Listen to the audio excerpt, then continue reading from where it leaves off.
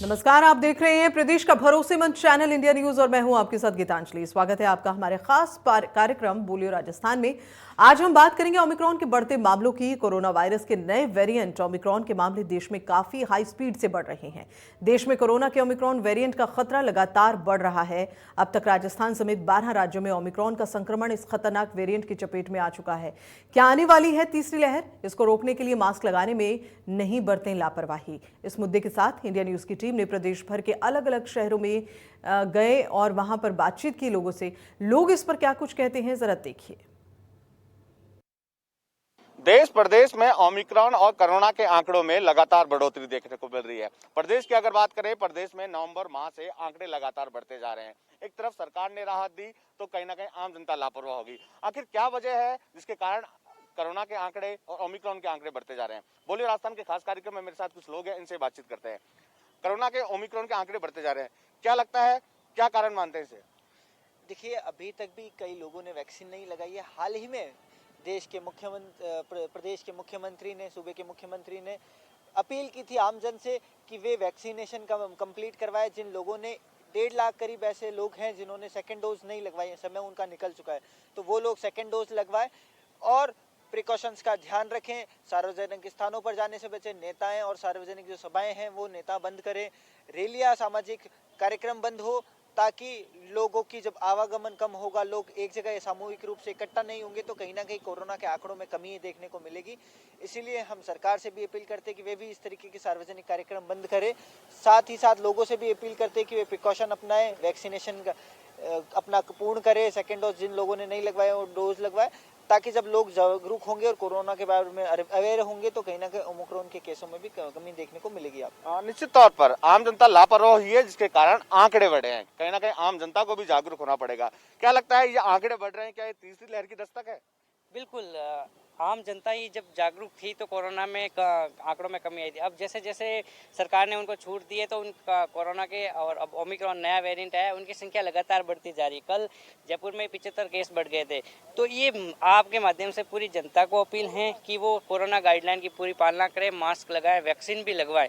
साथ ही साथ वो सार्वजनिक स्थानों पर जाने से बचें, सामाजिक दूरी बनाए रखें। साथ ही साथ सरकार से भी अपील है कि जो आम रैलियां होती हैं, सामाजिक रैलियां होती हैं, भीड़ भाड़ रैलियां होती हैं, तो उनसे बचें तथा लोगों से भी अपील है कि वो दूरी बनाए रखें और कोरोना की पूरी गाइडलाइन का पालन करें, ताकि खुद भी बचें, प्रदेश को भी बचाएं और अपनी आर्थिक स्थिति को बचाए रखें। बिल्कुल, देखिए, अगर जनता जागरूक नहीं होगी तो ये आंकड़े लगातार बढ़ते जाएंगे। क्या लगता है, आम जनता लापरवाह हुई है जिसके कारण आंकड़े लगातार बढ़ते जा रहे हैं? सर, ये कह नहीं सकते कि केवल आम जनता ही यहाँ पे लापरवाही है। कहीं ना कहीं सरकारें भी इस मुद्दे को ज़्यादा सीरियस नहीं ले रही हैं, क्योंकि ओमिक्रॉन एक घातक वेरिएंट आया है इस बार में। काफ़ी ज़्यादा म्यूटेंट है पहले के मुकाबले। तो इस हिसाब से कहीं ना कहीं सरकार को अपनी रैलियाँ, जैसे क्योंकि यूपी वगैरह में इलेक्शन है तो वहाँ पे काफ़ी ज़्यादा भीड़ इकट्ठा हो रही है, उसको लेकर सरकार को ज़्यादा सतर्क होना चाहिए। जनता जो है वो जब गवर्नमेंट कुछ अच्छी गाइडलाइंस लाएंगी, कुछ ज़्यादा प्रतिबंध लगाएंगे, तो ज़्यादा जनता सीरियस होगी, क्योंकि जनता को ज़्यादा पता नहीं है कि कितना खतरनाक ये वायरस है। अगर सरकार उसके लिए ज़्यादा अच्छे कदम उठाएगी तो सरकार ज़्यादा जागरूक होगी, जनता ज़्यादा जागरूक होगी। बिल्कुल, देखिए, सरकार को भी कहीं ना कहीं सख्ताई दिखाने की जरूरत है, क्योंकि ये ओमिक्रॉन का वेरिएंट है, 3 गुना तेजी से फैलता है। क्या लगता है, क्या सरकार को सख्ताई करने की जरूरत है, क्योंकि आम जनता तो कहीं ना कहीं मान नहीं रही वैक्सीन आने के बाद? सरकार को पूर्ण रूप से सख्ताई करने की जरूरत है, मगर सरकार सख्ताई की तो छोड़कर खुद ही सम्मेलन कर रही है, रैलियां निकाल रही है, रोज ट्रेनिंग कैंप चल रहे हैं, हजारों की संख्या में लोग बुलाए जा रहे हैं। स्थिति ये आ जाएगी कि दिन प्रतिदिन जिस तरीके से केसेस बढ़ रहे हैं, स्थिति आएगी आंकड़ा 100 के पार हो जाएगा।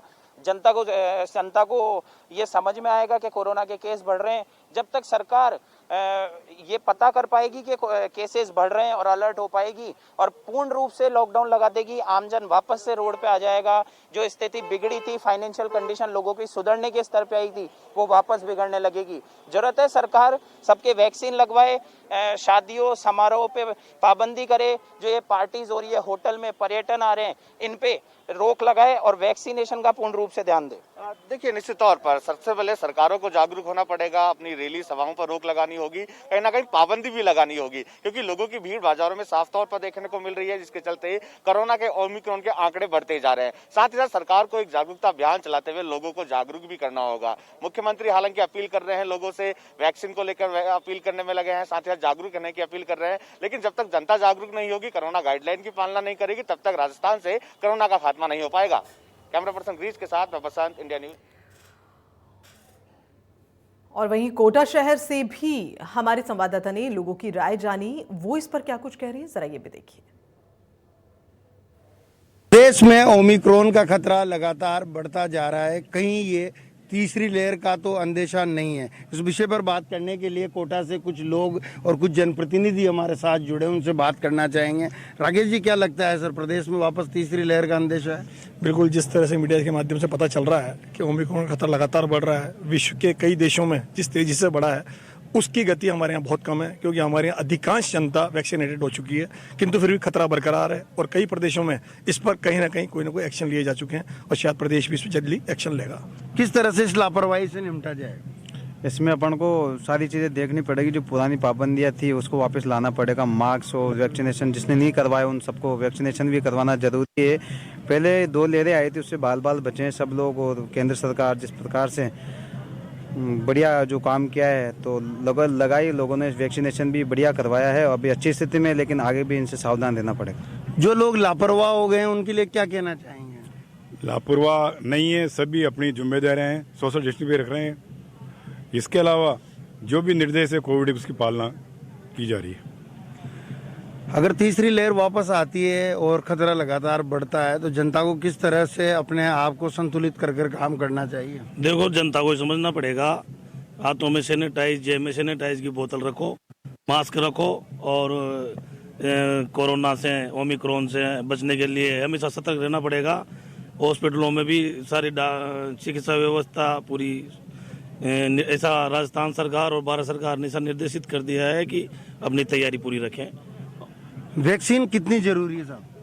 वैक्सीन बहुत जरूरी है, नहीं तो क्या है कि तीसरी लहर आने वाली है, आएगी। जयपुर में तो आज पेशेंट बहुत ज़्यादा ही हैं, तो सावधानी उपचार है। तो इस खतरे को देखते हुए किस तरह से सावधानी बरतनी चाहिए? सावधानी, मास्क लगाना चाहिए और भीड़ भाड़ में बहुत कम रहना चाहिए आदमी को। ये लगातार जिस तरह से रैलियां हो रही है उसको किस तरह से देखते हैं? कुछ कह नहीं पा रहे। ये अगर सरकार जो लगातार जो बात करें कांग्रेस की, बीजेपी की, रैलियां हो रही है, इसको किस तरह से देखते हैं? ये गलत कर रहे हैं ना। ये मतलब क्या है कि जो सेंट्रल गवर्नमेंट की जो नियम है कोरोना के उनके विपरीत काम कर रहे हैं ये लोग, ये नहीं करना चाहिए।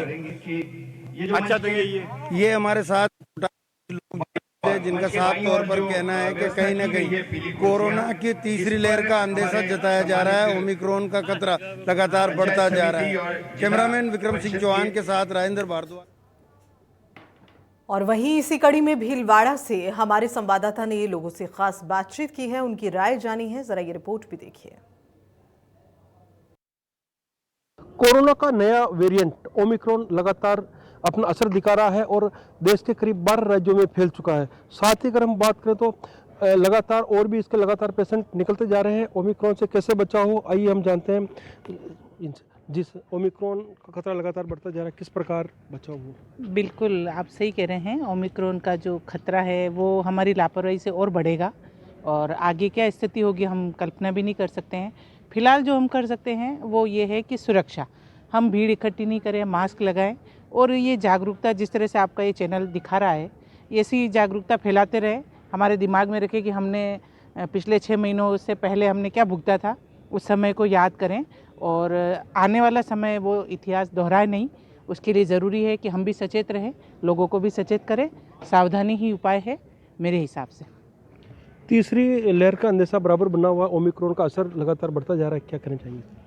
ओमिक्रॉन का लगातार बढ़ता जा रहा है। एक तो वैक्सीन सबको लगानी चाहिए, जिसने नहीं लगाई है उसको कंपलसरी लगानी चाहिए, ताकि अगर ओमिक्रॉन का प्रभाव भी हो तो उस पर ज़्यादा नहीं हो सके। और सावधानी तो रखनी ही है कि भीड़ वाले स्थानों पर कम जाएं, मास्क लगाएं और दूरी रखें।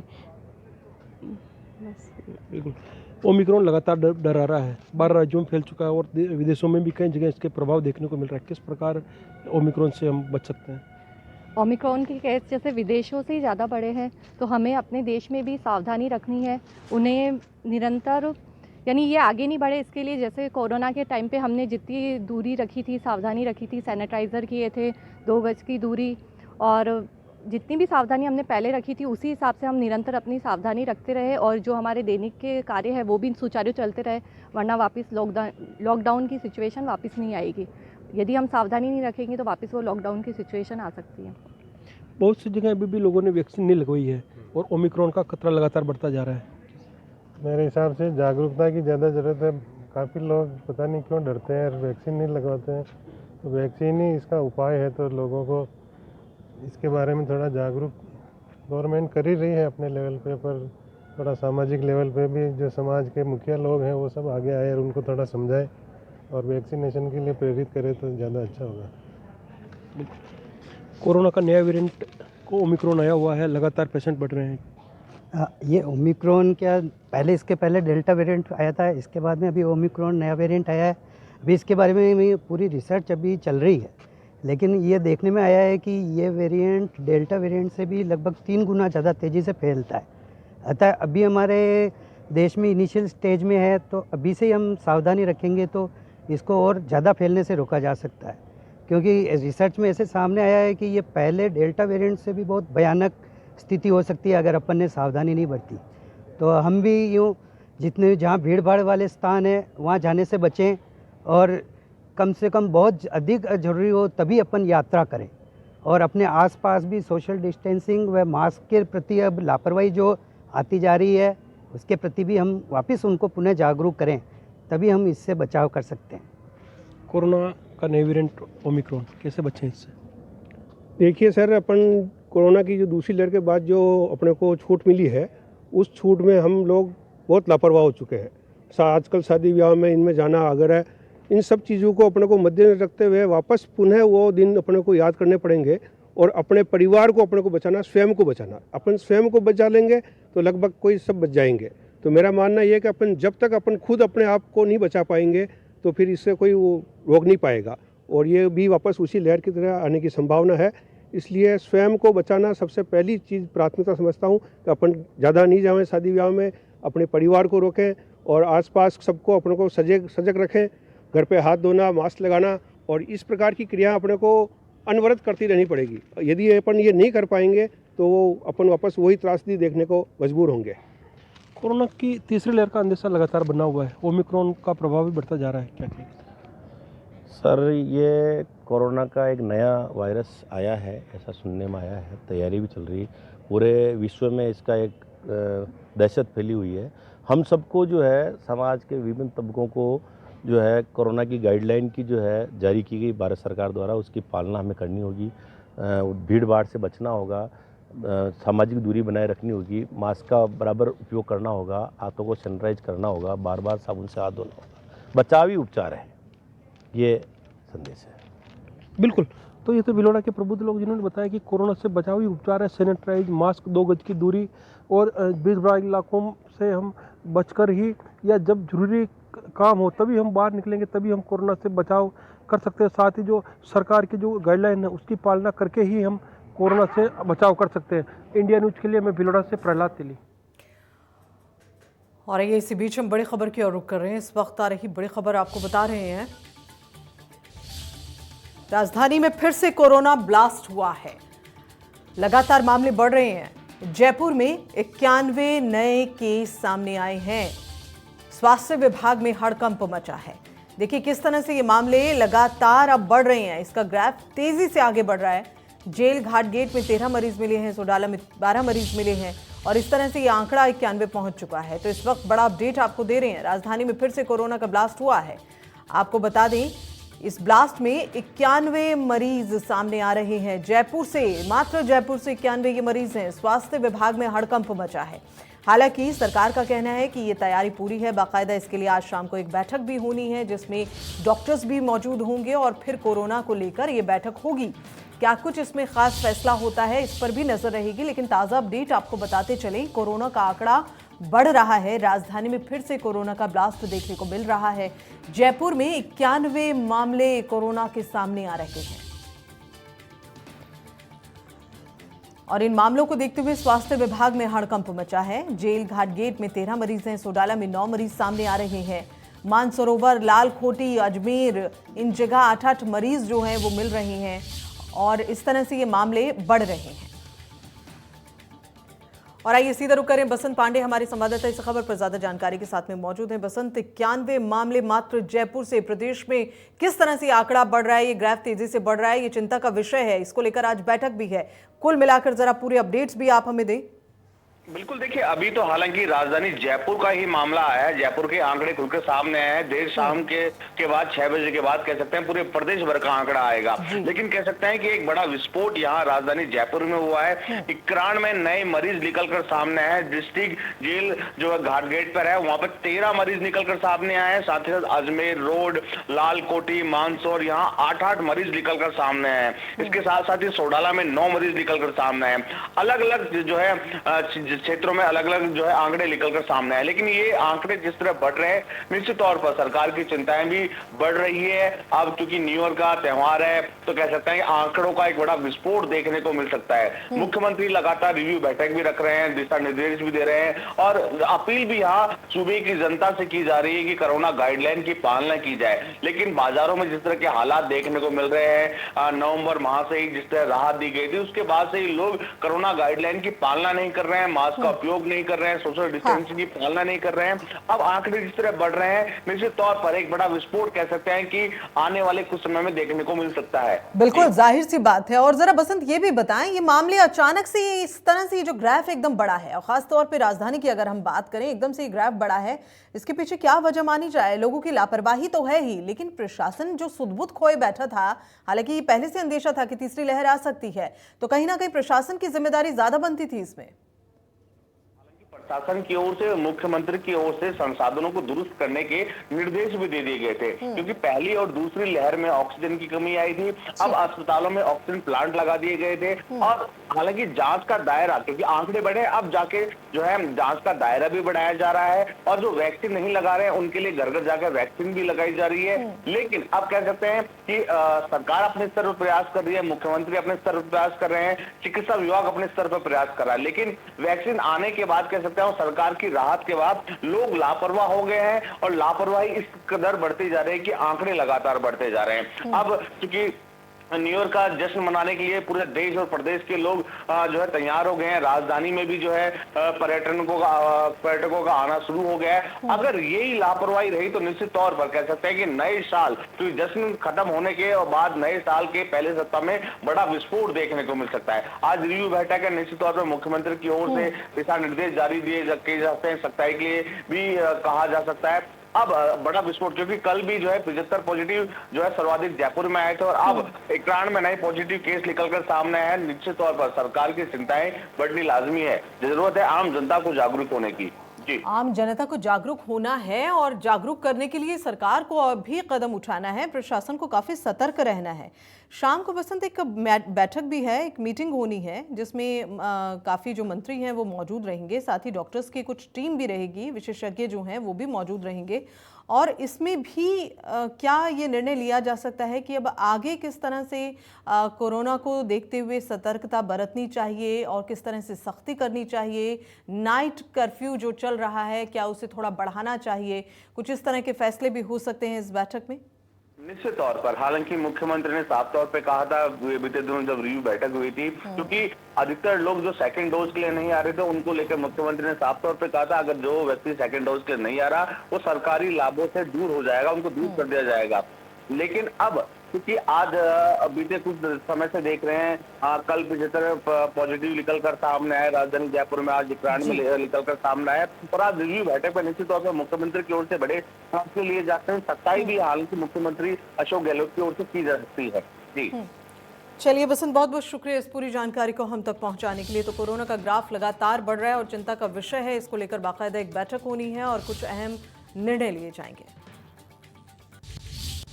और इसी बीच एक और बड़ी खबर की ओर रुख कर रहे हैं। आपको बताते हैं इस वक्त आ रही बड़ी खबर जैसलमेर से। ये खबर पवन ऊर्जा कंपनी सुजलॉन की बड़ी लापरवाही सामने आई है। सुजलॉन कंपनी का पवन ऊर्जा संयंत्र गिर गया है। आपको बता दें कि मेंटेनेंस काफी वक्त से नहीं हुई थी, जिसके चलते ये संयंत्र गिरा है। टॉवर समेत पूरा संयंत्र धराशायी हुआ है। एक बड़ा अपडेट आपको दे रहे हैं और करोड़ों का नुकसान भी इसमें बताया जा रहा है।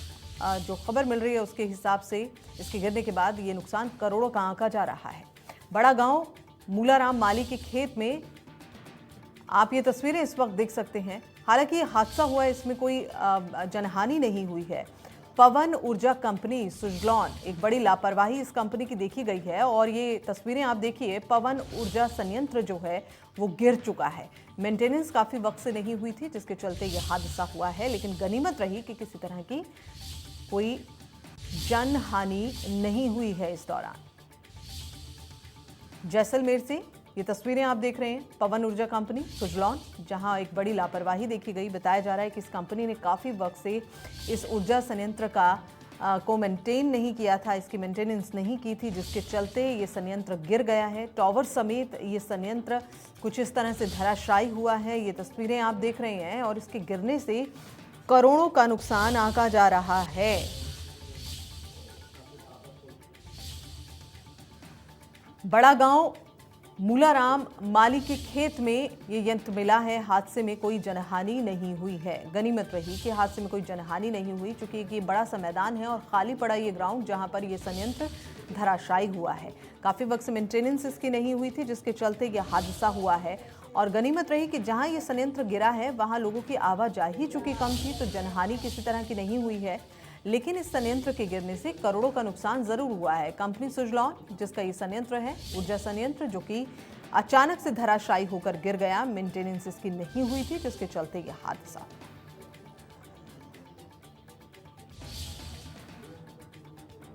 सुजलॉन कंपनी का पवन ऊर्जा संयंत्र गिरा हुआ है और ये आप देख सकते हैं तस्वीरें। इस संयंत्र की तस्वीरें हैं ये, जब ये धराशायी होकर ज़मीन पर गिर गया। ये ग्राउंड जहां पर ये संयंत्र गिरा है और बताया जा रहा है कि ये संयंत्र जो है गिरने से करोड़ों रुपए का नुकसान हुआ है।